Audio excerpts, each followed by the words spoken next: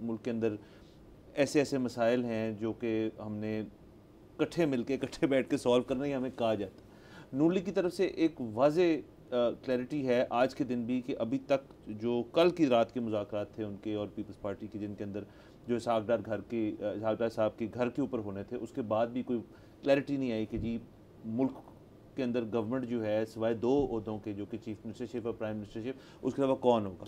IMF जो है वो हम इंतज़ार कर रहे हैं कि कौन कब आएगा और कैसे आएगा और फाइनेंस डिवीजन आएगी।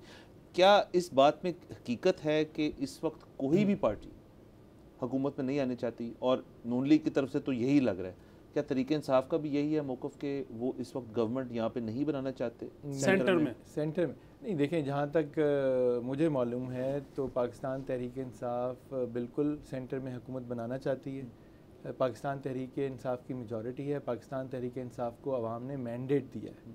सो जो जिन एक हलकों के ऊपर, मेरे हलके समेत, जहाँ पे डिस्प्यूट्स हैं और हमारे हिसाब से बड़े क्लियर बातें हैं, उनको इलेक्शन कमीशन को चाहिए जल्द अज जल्द निपटाए, उन पे क्लियर डायरेक्शंस दे, फैसले दे, जहाँ रिकाउंट कराएं ताकि मामलात क्लियर हो जाएं। दूसरी चीज़ ये है कि पाकिस्तान तहरीक इंसाफ का जो सारे इंडिपेंडेंट कैंडिडेट्स इलेक्ट हुए हैं, उनका एज अ ग्रुप ये भी राइट है कि वो रिज़र्व सीट्स पे अपनी विमेन और माइनॉरिटीज़ की सीट्स ले सकें। उसका भी तरीक़ेकार वाज़ह किया जा रहा है इस वक्त। सो मेरे ख़्याल में तो उमर अयूब ख़ान साहब आपके अगले वज़ीर आज़म होंगे, और वो अब किस तरह होंगे, किसके साथ मिल के होंगे, ये चीज़ें अभी आई थिंक कबल अज़ वक्त हैं कहनी।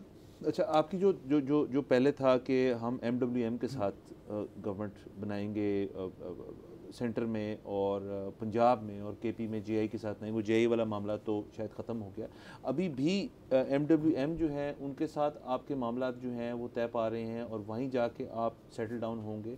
और इसके साथ साथ मैं पूछना चाहूँगा, जो मेरे ख्याल में तमाम लोगों का एक सवाल है कि पाकिस्तान तहरीक इंसाफ की अपनी हैसियत इलेक्शन कमीशन में इस वक्त क्या है, या इलेक्शन हमारे मुल्क में क्या है, और आया क्या वो दिन आ सकता है जब तहरीक इंसाफ के उम्मीदवार जो हैं वो तहरीक इंसाफ में जाएंगे? बिल्कुल, देखें, पाकिस्तान तहरीक इंसाफ के ऊपर इशू क्या आया हुआ है जो बैट के सिंबल का है, वो ये कि आपने इंट्रा पार्टी इलेक्शन ठीक तरह नहीं कराए, और इसलिए आप इलेक्शन में उस सिंबल पे नहीं जा सकते। जहाँ तक बात है कि क्या पार्टी एग्जिस्ट करती है, क्या लोग जो इलेक्ट हुए हैं वो पाकिस्तान तहरीक इंसाफ के मेंबर हैं, उस पर तो कोई दो राय नहीं है। ठीक है, पाकिस्तान तहरीक इंसाफ बैक कैंडिडेट से आपके चैनल पे भी PTI इंडिपेंडेंट लिखा हुआ नज़र आता है। सो पाकिस्तान तहरीक इंसाफ अनकरीब अपना इंट्रा पार्टी इलेक्शंस करा लेगी, जो कि उम्मीद है इस दफ़ा इलेक्शन कमीशन उसको समझेगी कि मुनासिब तरीके उन्हीं से करवा लें, उन्हीं से करा लें। बिल्कुल, वही बड़ा अच्छा आइडिया है, उनको कर लेना चाहिए, वो बैठ जाएं साथ, 45 से 47 रल नहीं, फिर वही बैठ जाएं, वही करा लें, कॉन्स्टिट्यूशन एवेन्यू पे ECP में ही इलेक्शन हो जाए। उसके बाद जो है कोई जवाब नहीं रह जाता कि PTI as a party in the assembly exist ना करे, तो नेचुरली जो उम्मीदवार हैं वो उसको अपनी पार्टी को ज्वाइन कर सकते हैं। और देखें, लोगों ने भी बड़ा ये क्लियर कर दिया है। आपको शुरू में ये लगा कि बहुत लोग फ़ौरन दूसरी पार्टीज़ को ज्वाइन कर लेंगे, कितनों ने ज्वाइन किया, ठीक है, शायद ही कोई है, और जिन्होंने ज्वाइन किया देखें वो अवाम में दोबारा वोट लेने कैसे जाएंगे।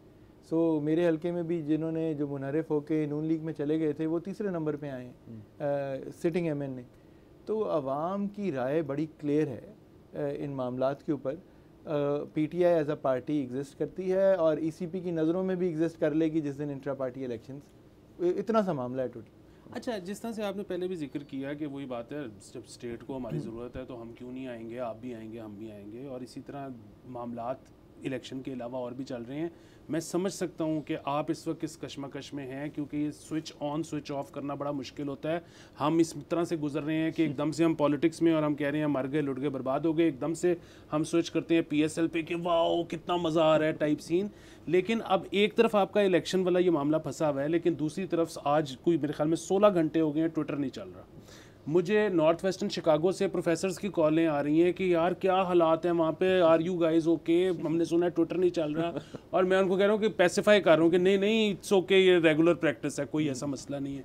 सो इसके ऊपर हम जो इस वक्त इश्यूज चल रहे हैं उस पर जो आप लोग हैं जो PTI के कैंडिडेट्स हैं उनकी आवाज़ उतनी नहीं आ रही। वो सिर्फ इस वक्त इलेक्शन को एड्रेस कर रहे हैं। नहीं, इसके ऊपर बिल्कुल आवाज़ उठानी चाहिए। और मेरा तो ज़ाहिर है एक और एंगल जो है वो पाकिस्तान के एंटरप्रेन्योरशिप टेक्नोलॉजी इंडस्ट्री के वकील के तौर पे भी है, और उनके लिए आवाज़ उठाता रहता हूँ और उठानी चाहिए हमें। आज भी आपके शो पे आने से पहले लोग ये बात कर रहे थे कि पाकिस्तान के डिजिटल राइट्स के एक्टिविस्ट कहाँ हैं, कि आवाज़ क्यों नहीं उठा रहे, कि पूरा दिन होने जा रहा है और ट्विटर नहीं चल रहा है। ट्विटर मतलब देखें आप, ट्विटर अब खाली या एक्स जो है वो एक सिर्फ प्लेटफॉर्म नहीं रह गया, वो पूरा एक मीडियम है, एक मीडियम है, एक मीडिया का पिलर है। लोग उससे पैसे कमाते हैं। लोग उससे पैसे के अलावा अब उसके ऊपर खबर आप पहले पढ़ते हैं और अखबार में या टीवी चैनल पे बाद में आती है, या कई दफ़ा चैनल्स भी उसको रिपोर्ट कर रहे होते हैं। और कोई किसी बड़े मुल्क का भी सदर हो, वो भी अपनी स्टेटमेंट पहले ट्विटर पे, एक्स पे जारी करते हैं। तो बिल्कुल जी इसके ऊपर आवाज़ उठानी चाहिए, और मुझे उम्मीद है कि ये चीज़ दोबारा नहीं होगी। इससे हमें माशी नुकसान पहुंच रहा है, इससे मुल्क की जो रेपुटेशन है, ग्लोबल रेपुटेशन, उस पर इम्पेक्ट आ रहा है। ये खामखा की खबर बन रही है कि उससे इनको मिल क्या रहा है। किसी को भी आप एक दो लोगों की आवाज़ दबा रहे हैं, फिर कल को आप फेसबुक भी बंद कर देंगे, फिर आप यूट्यूब भी बंद कर दें, तो फिर आप पाकिस्तान में एक तरफ हम कहते हैं कि जो इनफॉर्मल इकॉनमी है, फ्रीलांसर्स की इकॉनमी है, टेक्नोलॉजी इकॉनमी है, वहीं से तो हम कोई पैसे जनरेट कर सकते हैं। इंडस्ट्री लगाने ले जाएंगे तो आपके पास ना गैस है, ना बिजली है, ना आप रॉ मटेरियल्स इंपोर्ट कर सकते हैं सही तरह, तो आप आगे कैसे जा सकते हैं। सब्सक्राइब करें और बेल दबाएं ताकि कोई खबर रह न जाए।